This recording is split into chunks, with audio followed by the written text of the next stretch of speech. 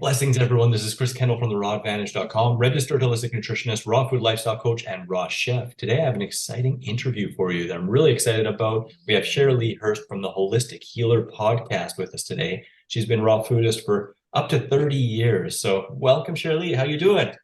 Thank you. I'm amazing. Thank you so much for having me on. You are amazing, and we're really excited to go into your journey and everything that really lights you up and keeps you on this path.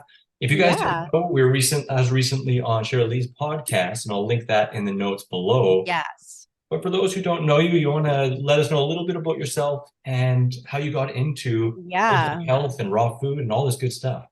Yeah, for sure. So my journey goes back about 30 years ago. So in my early 20s, I was always, I guess what you call a gym rat. So at 13 years old, I got my first gym membership and I traded vacuuming and cleaning the gym for a membership. And when I was 13, so I was introduced to the gym at a very young age. I went and I got all the Jane Fonda VHS workout videos. And so that was really my passion. And I along with that passion and the gym came the diet of what goes along with the gym, which is typically, what some might call the bro diet. It's Yeah. protein powder, tuna, brown rice, all of these things. And by the time I was 18, I got my aerobic certification to teach aerobics. I got my personal training certification. So at a very young age, I kind of was on my way into the fitness world. And I thought that's what I wanted to do. I was super passionate about it. And when I got into my early 20s, I met my first husband at the time. And he had just graduated from chiropractic college in Dallas. And I'm from Canada. So he had moved back to Canada. And he was a raw foodist, and he was an intense water faster. And I had never heard of this before. I remember meeting him and he said he only eats fruits and vegetables and does like extended fasting, periodically throughout the year. And I was super intrigued and scared at the same time.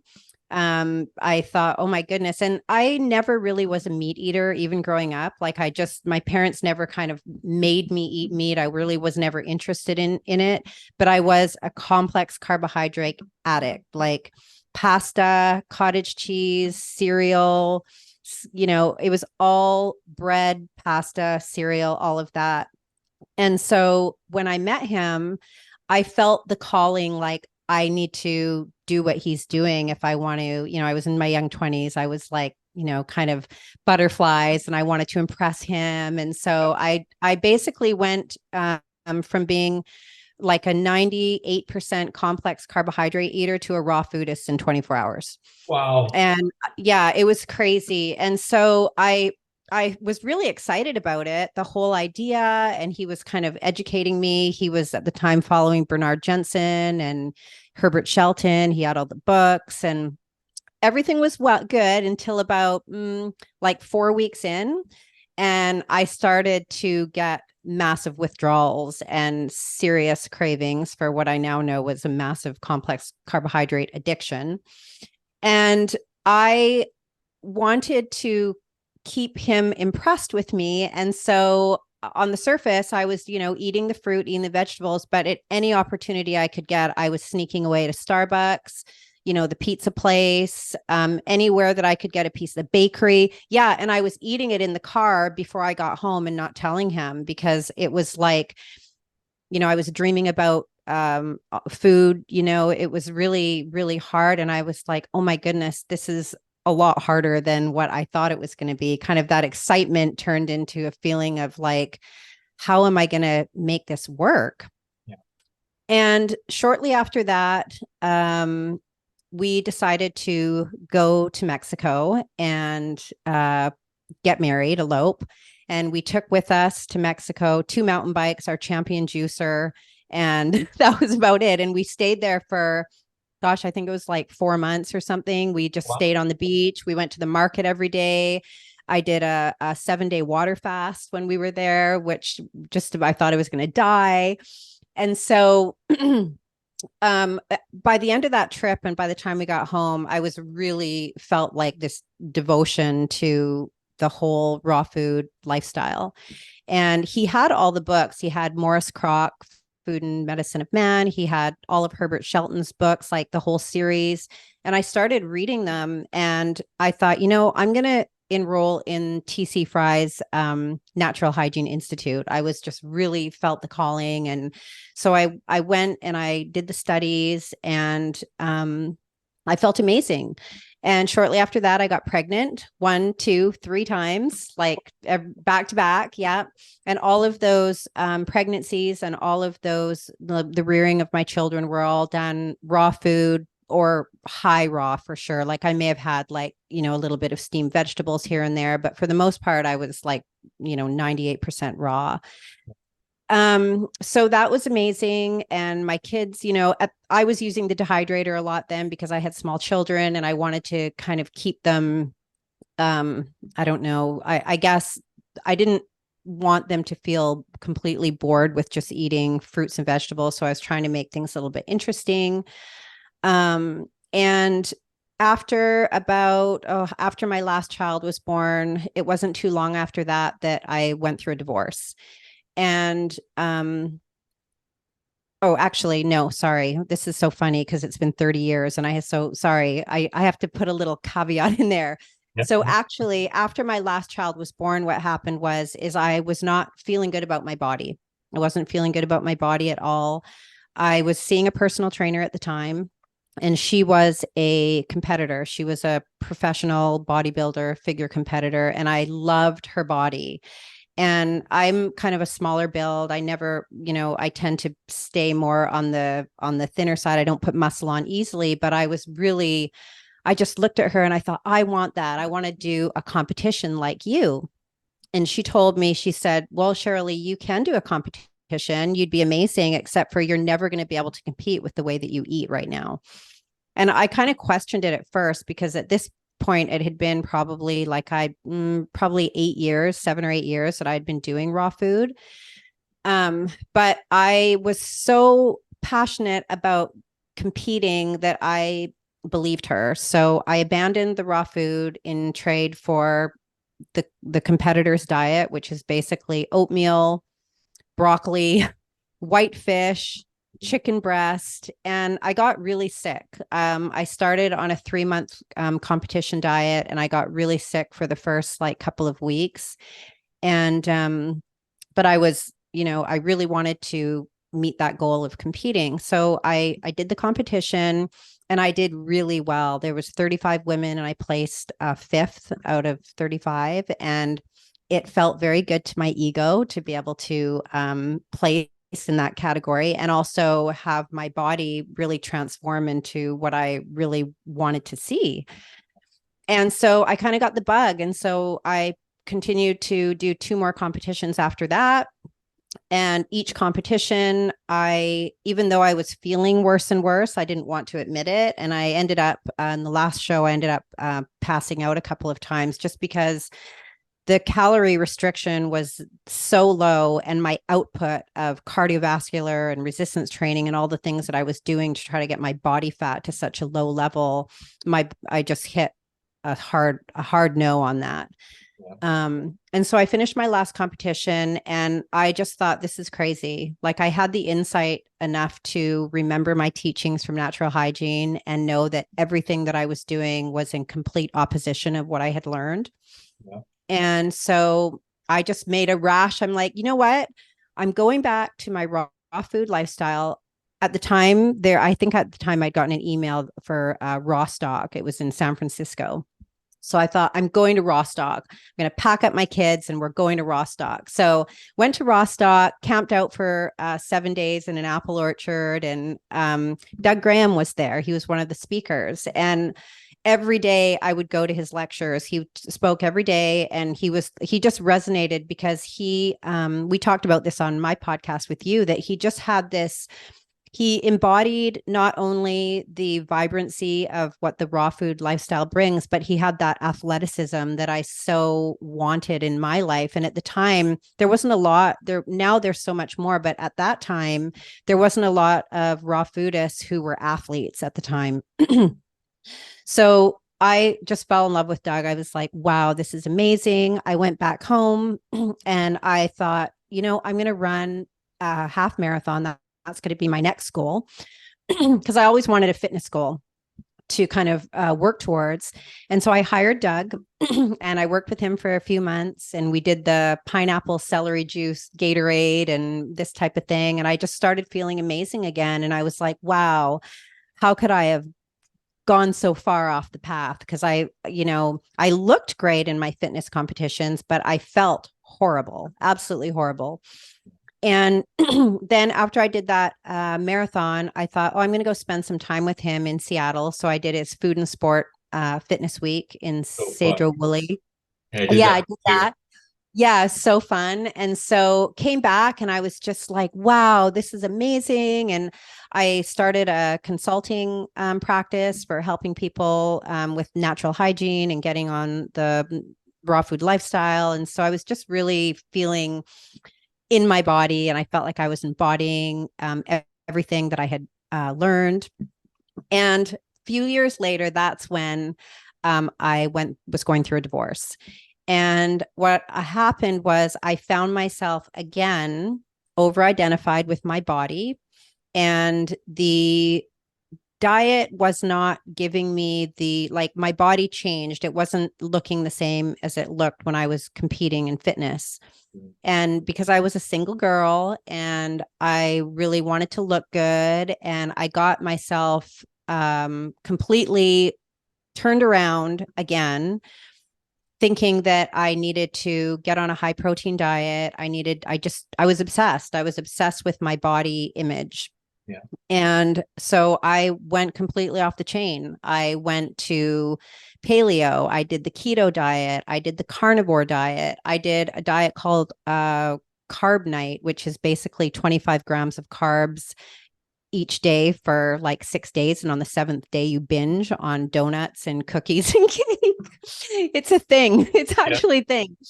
And so I didn't care. So again, found myself in this situation where I abandoned all of my inner knowings and what was my truth, but I threw that away because what was the most important for me was my body. Yeah. That was up there. And so I just kind of, again, I abandoned the whole natural hygiene way of life, definitely the diet component. And I found myself not feeling well again, of course. And so I went and I got some blood work done. And so the markers that came back was that I had a B12 level that was 6 times higher than normal, which is not a good thing because it's an indicator for some different types of cancers that can happen when oftentimes we hear B12 being on the low end, but 6 times is not a good thing. That is not a good marker. The other thing, I had a super elevated IGF-1 level, which is insulin-like growth factor, which is directly associated with cancer as well. And that was really actually through the roof. And so I looked at this and I thought, oh my goodness, like, what am I doing? And shortly after that, this was my last piece of steak that I ever ate. I was feeling a lot of pain in my body and it just got worse and worse and worse. And I remember it was a steak that I had ordered from a restaurant and I was eating it as like leftovers. And as the day went on, the pain got more and more and I ended up in emergency and my appendix ruptured.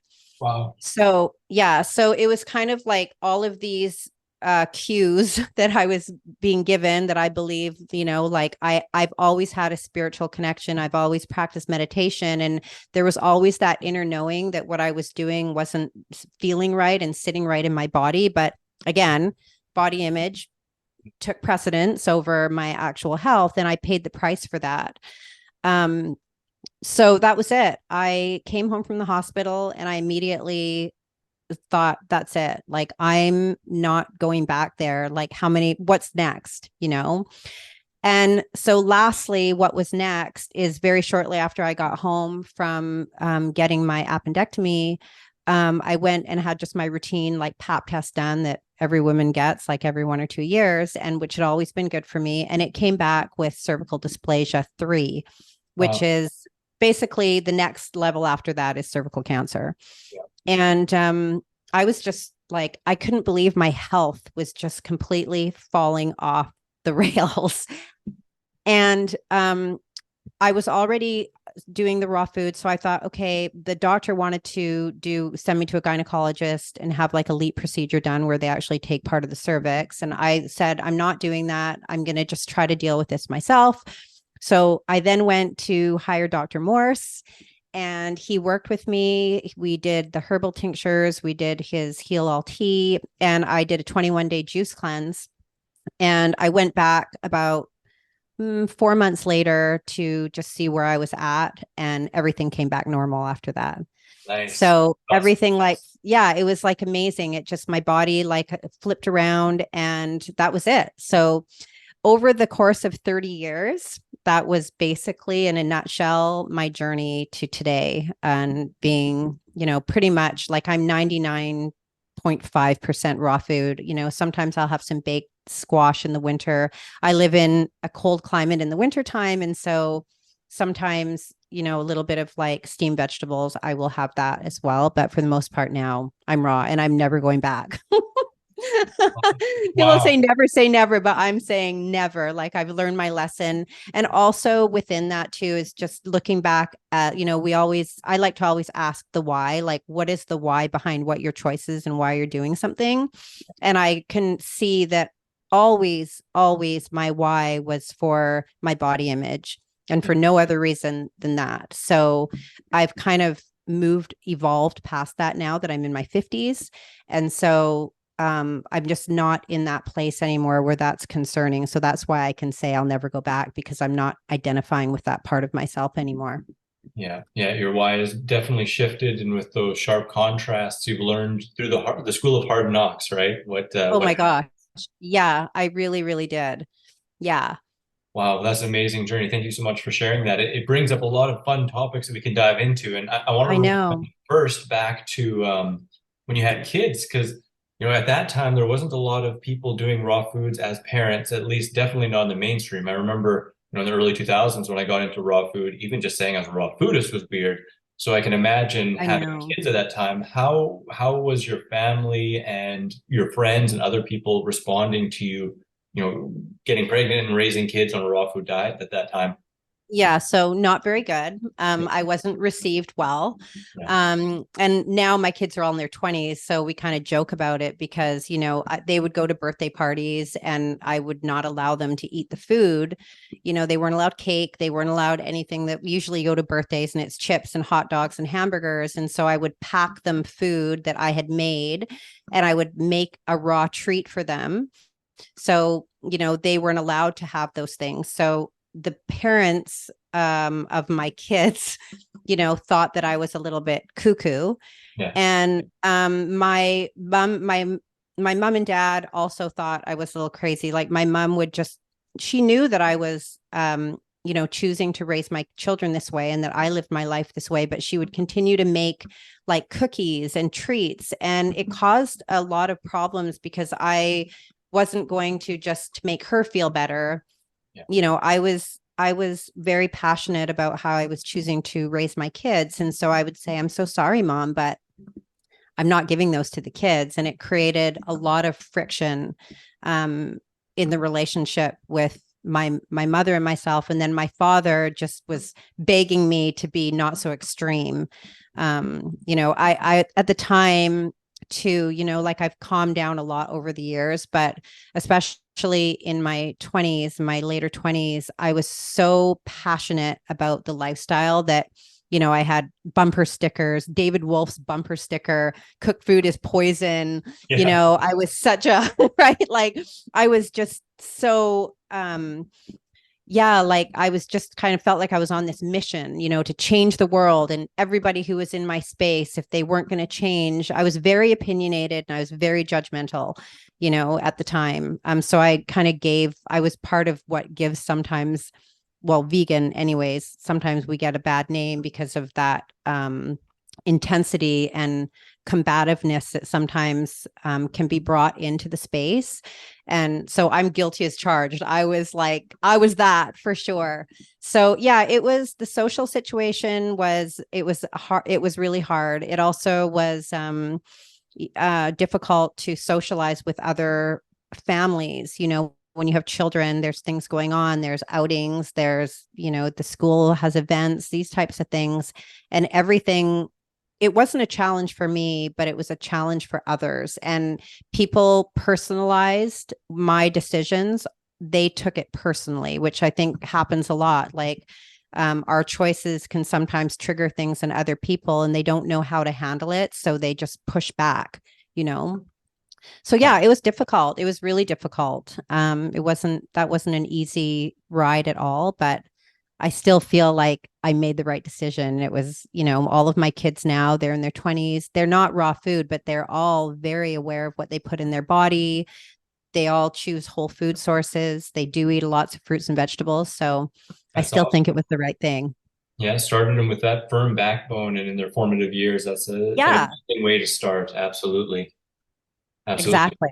So did you, in that situation, through those hardships with your family and friends and stuff like that, did you find different ways that helped you find balance with that or navigate it a little bit more easily, from then to now for people that are in that position and having a hard time socially? Yeah, well, right now I would come at it completely different. So now I recognize and understand that we all have a journey, and that sometimes the journey, like my journey, isn't my neighbor's journey. My journey isn't my kid's journey. My journey isn't, anybody's journey except for my own. And I had to recognize that, you know, interfering in someone else's path is not only holding them back, but also myself back as well. And there's a release that comes from like a weight that is lifted when you let go of trying to control others. And so I think when I look back at that time in my life, I was carrying a heavy weight on my shoulders because it wasn't only for myself, but I was carrying the weight of the world of everyone around me, so it was creating disharmony and it was creating a lot of stress in my body. And so now it's like, okay, it's my body. I'm responsible for me and me alone, and no one's coming to save me. This is my choice, but I'm not going to create disharmony in my own body in pursuit of changing someone else, because I also recognize too the importance of keeping the nervous system calm and not getting caught up in, all of those cortisol spikes and everything that can actually be quite addictive, when you're in that circle and you're constantly getting triggered, even though you think you're doing it for a good cause, it's creating a lot of stress in the body. So I just had to drop that. And That's it's a awesome. much more harmonious and peaceful life because since I made that decision. Yeah, it's either really living from a place of shining with your example and letting that speak to speak, or otherwise having that kind of butting of heads with everyone you meet. Exactly. Exactly. So I'm curious too, since even before raw food, you're really into fitness and you got into hygiene and raw food, and then a little bit of back and forth. How did you feel in terms of the activities you were doing? Not necessarily the results for your body image, but just when you were doing the activities, like when you first got into raw food, did you continue doing aerobics and all that kind of stuff, or did that kind of fly out the window for a period of time? No, I continued. I always wanted to have like a fitness goal, but again, that's something now that I've also dropped. So with age comes the release of a lot of these things that I think I derived a lot of my self-worth out of my ability to achieve something in the fitness world. Like, oh, I can receive a medal. I can get, you know, it didn't matter what it was, even the running of the marathon. It was like, oh, now I have a number. So it was, but I understand now that that was just a way for me to feel worthy and for me to try to tap into the self-love piece that was missing. I was always looking outside of myself to somehow feel that. And so once I recognized that not doesn't matter, like I could win gold at the Olympics. And if I don't look after my inner terrain, like on the spiritual, emotional level, then it doesn't really matter, so yeah, so like right now I still, yoga is a big part of my life. I've kind of swapped the heavy resistance training, after about 5 years ago, I started powerlifting and I started competing in powerlifting. And so that was in and around that time when it was all about like how big can you get, how much protein, how strong can you be? And it was just buying into the narrative of what, the mainstream says that you have to do. And like, look at Doug now, right? I mean, he's proving everybody wrong. I mean, dude is so strong and he's living, his 80-10-10 lifestyle. So I didn't really even, again, being over identified with the body, I wasn't even willing to look at that because it was about, well, I just want to have like muscle tone and I want this and that and all of the other things that come along with the exterior. So now I'm much gentler with my exterior body. I walk, I ground, I go to yoga 4 or 5 times a week. I only actually go to the gym now twice a week. I just do a 2-day-a-week program and I feel good in my body. That's awesome. That's awesome. And Yeah. with you mentioning before how strongly identified you were with raw food and having the world on your shoulders, I'd imagine when that shifted back to high protein and some animal products, that caused some mental, emotional kind of challenge and trauma. How did you navigate that, and how would you help others, or what kind of advice do you have for others who maybe have went off their path a little bit and find themselves Yeah. not sure where they're at anymore? Well, I think first of all, it's identifying the why. Yeah, So it's taking the time to identify, because again, not everyone is going to resonate with being on a raw food diet. yeah, That's, and so first of all, it's like if that resonates with you and that really feels like that is part of who you want to become, as part of the whole, then I think that it's really important to recognize that food is a way to numb our emotions. It's a way to numb out. And so, using heavily spiced foods, turning to, the high protein diets, these are very stimulating foods and they keep our nervous system jacked up. yeah. And so, I think that if we can look, if someone's eating a lot of even like cooked foods, like if going raw, 100% raw isn't something that somebody wants to do overnight, I mean, I would say at least take back some of the spices, take back, start including more raw foods. And then, we had talked about this before of kind of taking the cooked food habits into the raw food space. And that's where I think there's a fine line of getting into this lifestyle and using the dehydrator to make amazing gourmet food that is great for transition. But I feel like that should be something that's more on a smaller part of the diet rather than on a large part, like still keeping the fruits and vegetables raw as much as you can, because eating pizza crust and crackers and nut loaves and all of these things, in quantity can be also a way of numbing out, I feel. Absolutely. Plus, it can become a full-time job, especially if it's Yes. fully dehydrated stuff and high fat and gourmet. It takes a lot of time, energy, effort, and can be really expensive. And Yeah. I remember when I first got into raw food, that was kind of the norm in the mainstream, and it didn't Yeah, me really make a lot of too. sense to me. Yeah, for sure. And I was telling a gal the other day, I said, I remember when I was using the dehydrator a lot and I was eating a lot of what I made. I was making it for my kids, but a lot of really rich, like super, super high fat. Everything was nut based, right? Creamy, nut based, as fat as I could get it. And the thirst that came along with that was so intense. I remember just feeling like I could drink in one sitting like an entire gallon of water. And then on the other side of that, thinking, oh my gosh, like I would do anything right now to just like eat a bag of oranges, Yeah. you know, Yeah. The because the difference, thirst, the oh, it's difference between crazy. eating a bag of oranges and eating a giant nut loaf, it's Yeah, pretty it's so profound, isn't it? true. It is. So yeah, so I feel like, just in circling back to your question, I feel like just to be aware of the fact that food is can be a drug and can be used as a drug, and all of the things that we put in the food. And so it's just, again, in my opinion, it can be just another way to numb out, like numb yourself out from really feeling, and even being able to ask the why. Some people struggle. It's like, well, I don't know why. I'm just doing it because. But I feel like that should be um, I think it's a very important question to ask yourself. And if you have to go out to nature and take a pen and paper and, do whatever you have to do to really feel into that, because out of that why will come, I feel, better decisions.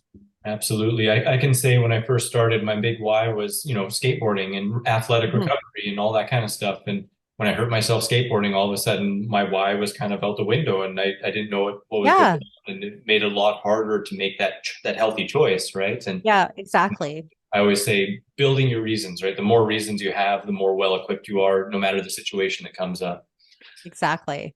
So I'm curious too, with this kind of social media culture and, like as you kind of mentioned, people so identified with their body, and as you experience, like getting to a really low body fat as a woman, lots of women are really wanting that six pack abs, which I is know. pretty darn tough to maintain in I a know. healthy way for a woman. They're generally designed to carry a little more body fat. Yeah.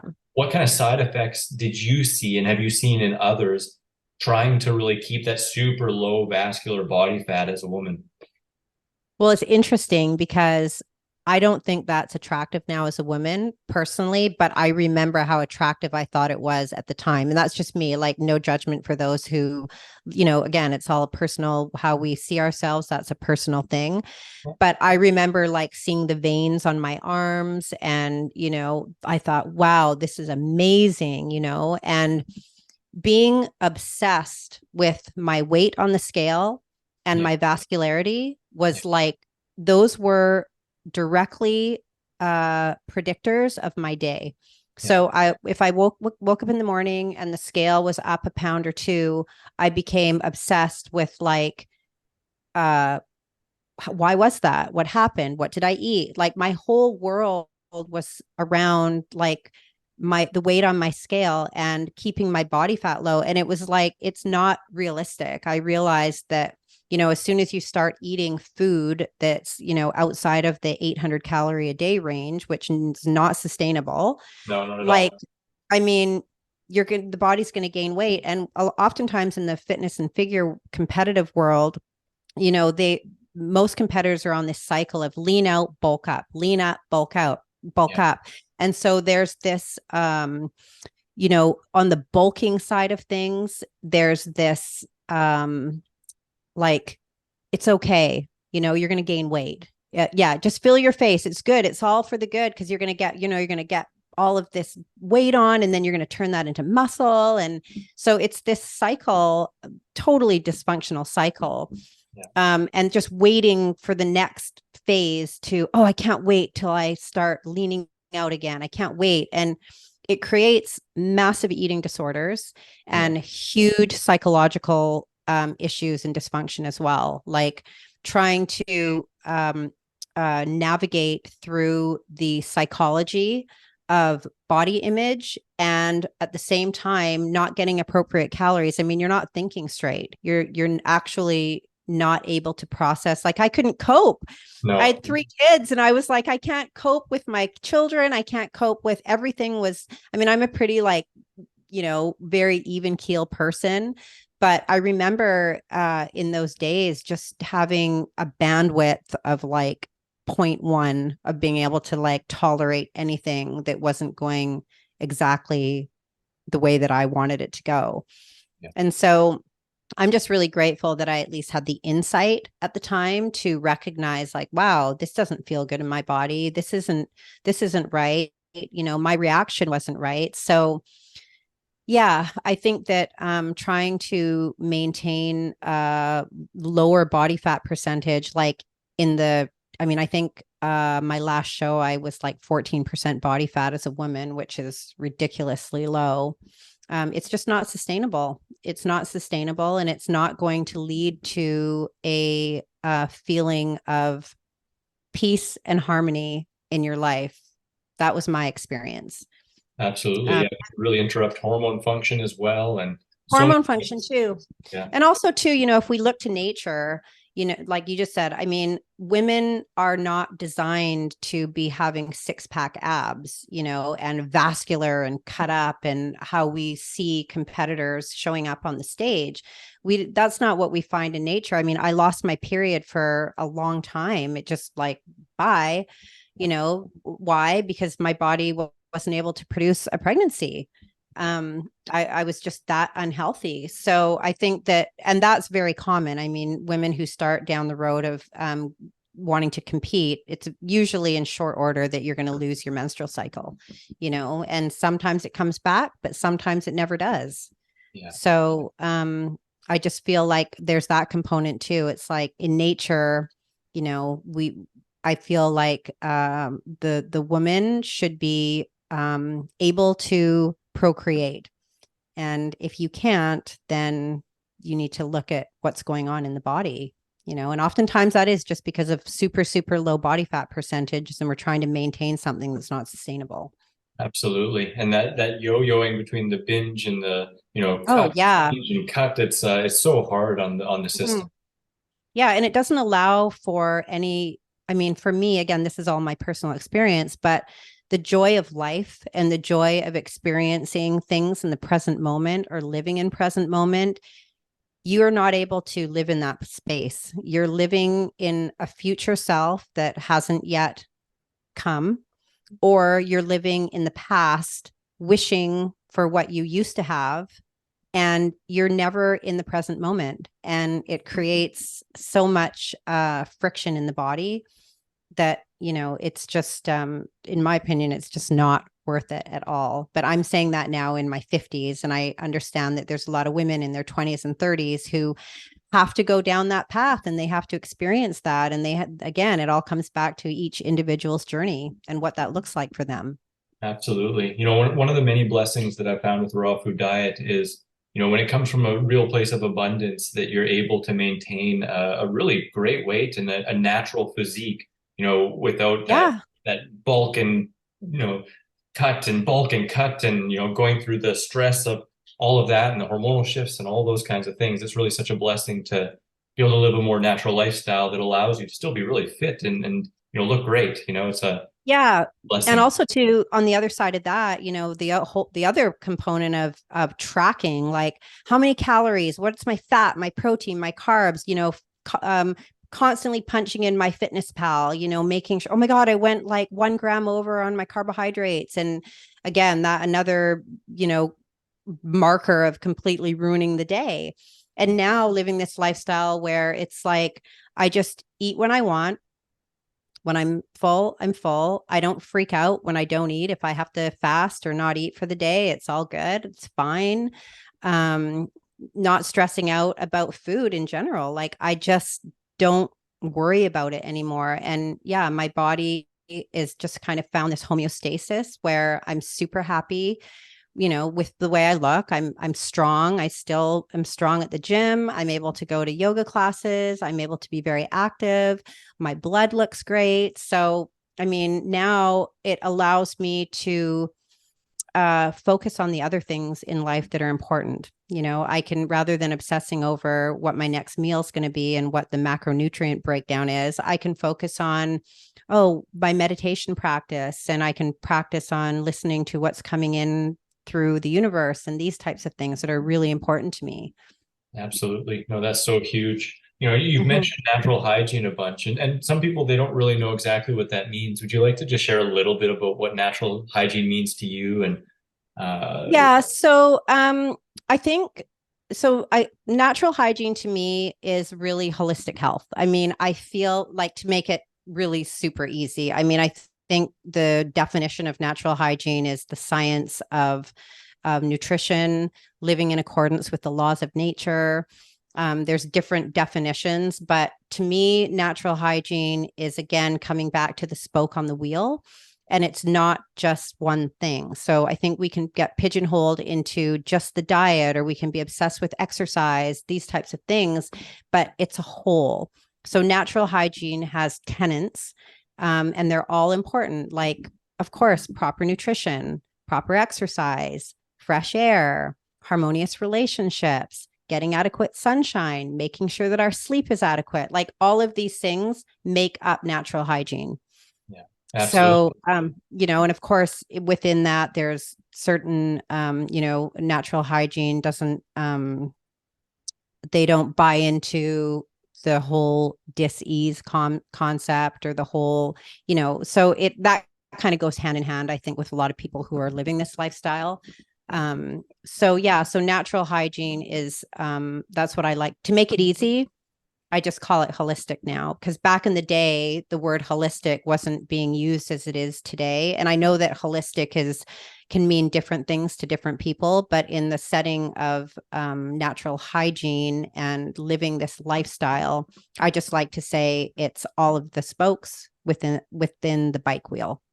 That's awesome. Yeah, because so many people on so many different walks of life might say like, well, yoga or weightlifting or X, Y, or Z, that's the most important. And as long as you just focus on that, then everything will be perfect, right? And even with Yeah. the raw food world, like just if I just eat the perfect diet, then everything Yeah. else won't matter, right? So Yeah. yeah, so that leads me to the Holistic Healer podcast. When Yeah. did that come about? And I can guess the motivation, but how would you say the motivation and how was it born? Well, so I really I'm a podcaster. So I've always listened to, I've always got something going. I'm always listening either to an audiobook or I'm listening to some other podcast. And when I switched over and really made the decision that this is going to be my lifestyle, this is how I'm going to live my life. There was like a spark that happened within me that I felt called to share, Yeah. and to share the information of, you know, uh, I have an opportunity now to talk to you as a guest, but I think everybody has their own story and each story is so unique. And I think through all of these amazing people in the space, someone who could be thinking about making the change, someone's story is going to resonate with them, and get them on this beautiful path because it's such a beautiful lifestyle. And so the Holistic Healer podcast was born out of wanting to share holistic health. And I called it the Holistic Healer because a lot of people don't know what hygiene is. And, if you say hygiene, they think you work for like a dentist or something, they'll be like, oh, you Rubbing work in stuff a all the dentist. time. Yeah, you're a hygienist. Oh, you work in a dentist's office. Like, no, no, no. And they don't know. So I just feel, but people now kind of identify with holistic. Yeah. And so I've created a space where it's not just people who are living the raw food lifestyle, Yeah. but I've had guests on my show who do breath work, who do emotional work, who are kind of in the financial world and who look at that as being part of being holistic as well. So I would say the main 95% is focused on raw living food, and the people that I talk to are kind of living that lifestyle. But it's not just that, because I want to embody and integrate all of the other realms as well. And if people who are on this path can maybe glean from someone, maybe, they start doing some breath work and that's life-changing for them, or they start looking into, the emotional side of things and they start delving into that side of themselves. All of these little tenets can lead to a whole. Absolutely. Becoming a more rounded human and more holistically healthy. That's a Exactly. beautiful thing. So I'm curious, you've had a lot of guests on your show, and I'm sure there's been a lot of amazing healing stories and just transformations. Are there a few that really stand out that you might have a tidbit from that you'd recommend people kind of go into and check out others on your podcast? Yeah. So, there's a few that stand out to me. So, Brian Mirabella, he's one that I think it's breath verse. He's a breath coach, but he used to be a wrestler. He's in his 50s now, and he's now a fruitarian. And he went from being this kind of angry wrestling dude, who was like super reactive, super abrasive. Yeah, into this just very calm presence. And when you talk to him or if you've seen him, it's kind of this, wow, like what a transformation his story was, you know? Um, yeah, I've had Troy Casey on as well, and he's had a real journey. I mean, everybody's had this amazing journey. I just love hearing everyone's story, you know? I mean, even for you, like, look, you were in like, my son was in the skateboarding world when he was, you know, he did pro skateboarding too. Yeah. And I was like cringing because it was like the people, the peers, I thought, oh my gosh, he's going to be a drug addict. Like he's definitely going down that road, you know? And so, but to be able to come up and out of that and still like, look at you, you're still skateboarding today, Yeah. but you've completely made this beautiful change in your life where you're embodying all of the living food lifestyle and the holistic health, but yet you're still able to do what you're passionate about. And I love that because it's not like you don't have to drop one for the other, you know? And I think that's really important too, feeling like you can still do the things that you love, like especially on the athletic side of things. We can look at Doug Graham.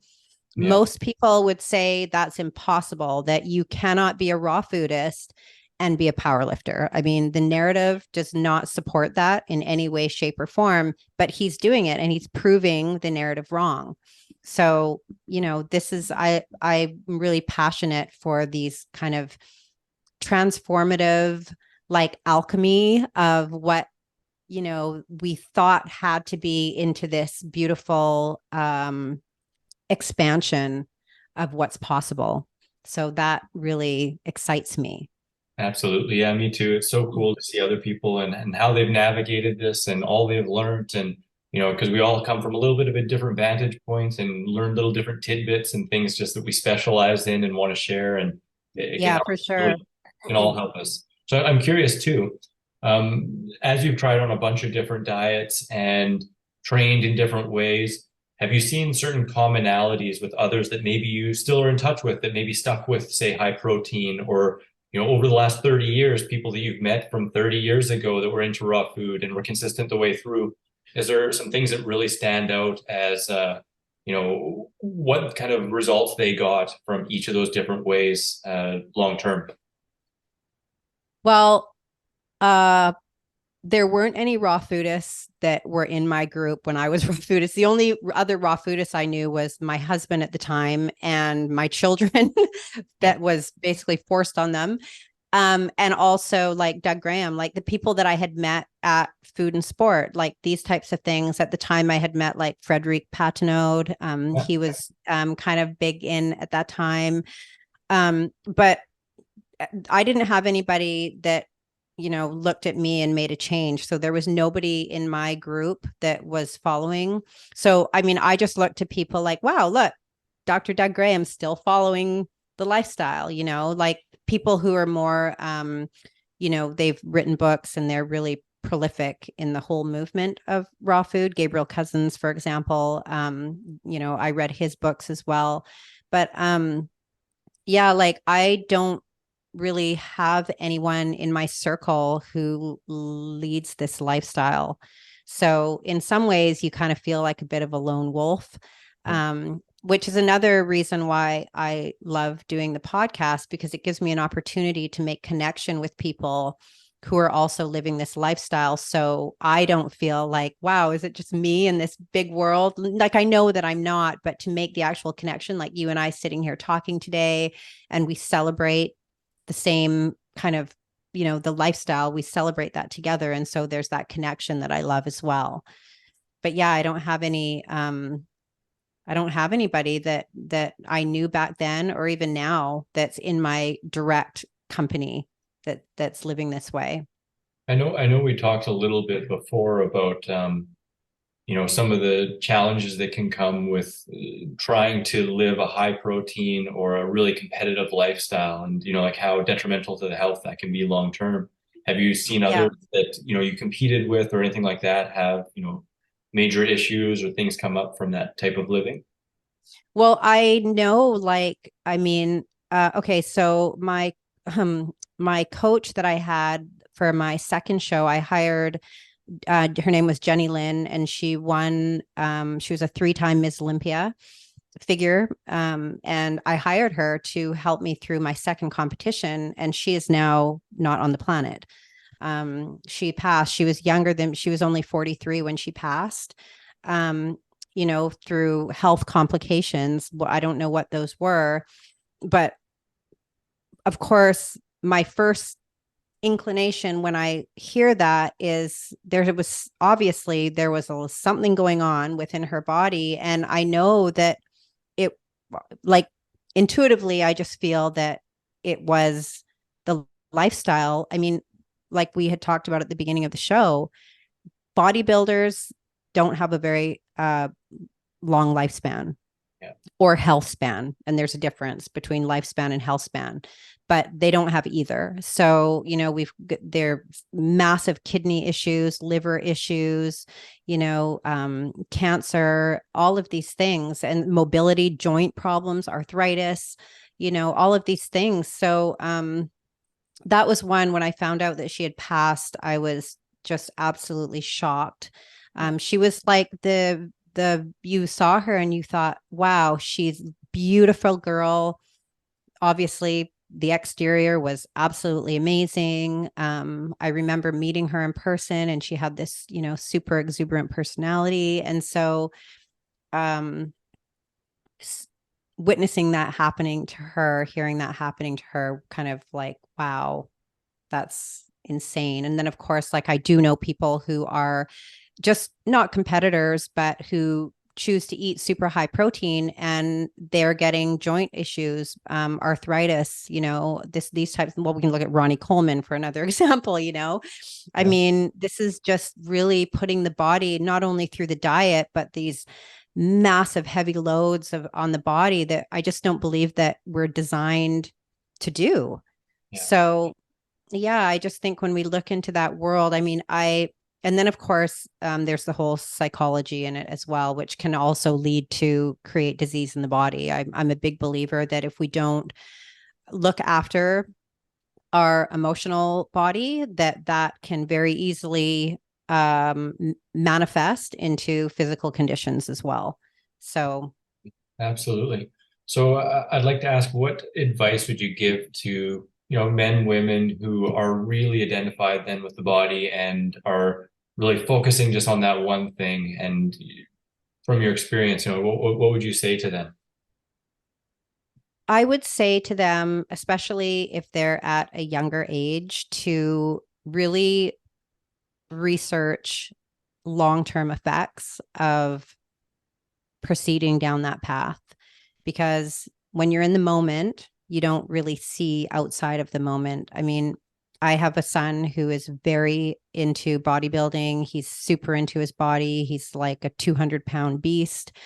And he's already getting pain in his joints. And it's really hard to watch that, because I know that he could easily relieve that by just switching.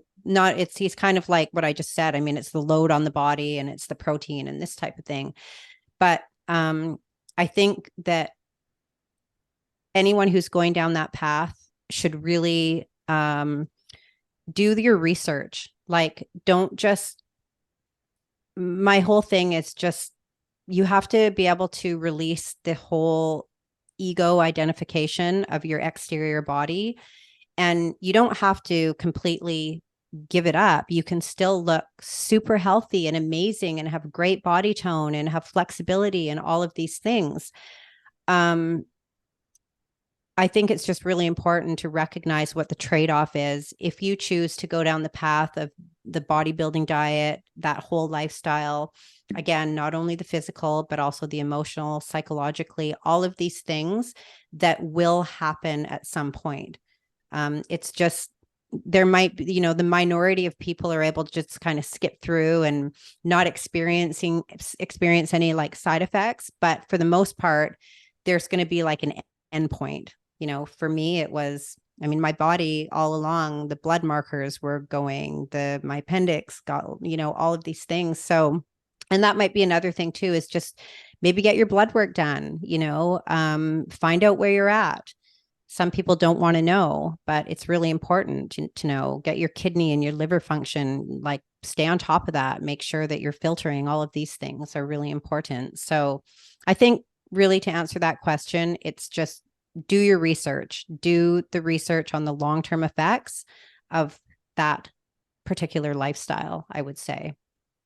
Awesome. Awesome. Well, I just really want to thank you for coming on here and for sharing Yeah, vulnerability, of your course. story, and also for everything you're doing with the Holistic Healer podcast and sharing Thank other people's you. stories. And is before you let everyone know where they can find you and everything else, is there anything else you want to leave us with? No, I mean, I'm just super excited. Yeah, my podcast is at the Holistic Healer podcast. And I have on my handle, if you go into my link tree, I'm on Apple Podcasts, Spotify audio, Spotify video, YouTube, Podbean, Google Pod. I mean, I have a list of different platforms. So that's probably the best way to actually find the podcast itself.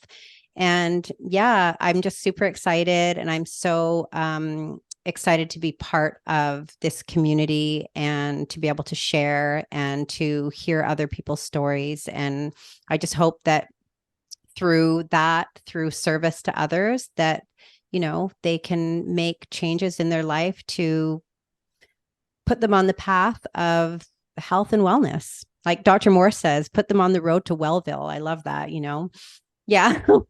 Absolutely. I love that. I love that. Yeah. So that would be probably my message for sure. Awesome. Well, thank you again so much. Thanks for having me on. And Thank also thank you you. so much for coming on here. Yeah, Go amazing. check Sherylea out. Absolutely. And enjoy more of the podcast on there. I'll have all those links below. So until next time, guys, wishing you much peace, love, and seasonal fruit. Thank you. Bye. Check out more interviews on the Holistic Healer podcast. The link is below. Ooh, don't forget to check out my raw recipes playlist in the top left, the video just for you in the top right, subscribe for more videos in the bottom right, and get your 3 free ebooks in the bottom left. Grab your free raw recipe app available on iPhone and Android with over 100 free raw recipes, common fruit and vegetable calorie breakdown, frickin' raw some food combining chart, shopping cart function, and so much more.